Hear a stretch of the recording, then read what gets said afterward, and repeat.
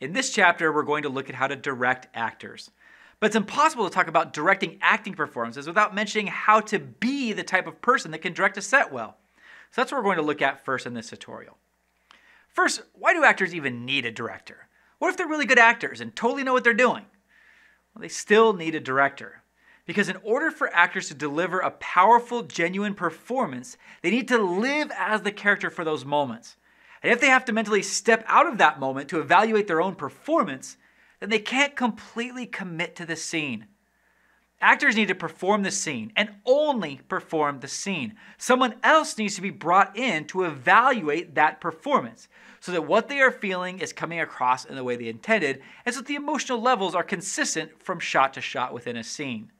And that evaluator, of course, is the director.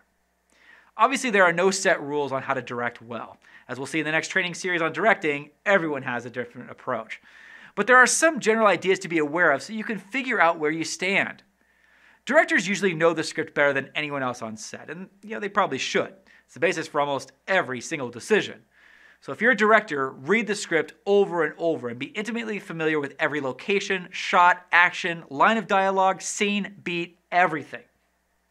In the phenomenal book John Badham on Directing, the author talks about first-time director syndrome.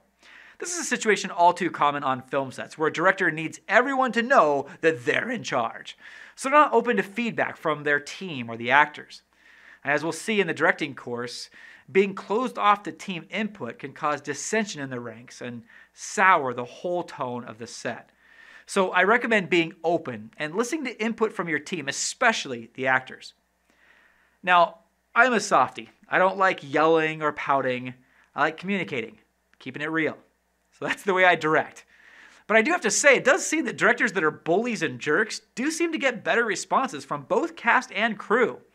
But they also hurt relationships in the long term, whereas being kind and communicative does tend to build long-term relationships. So it's kind of a toss-up.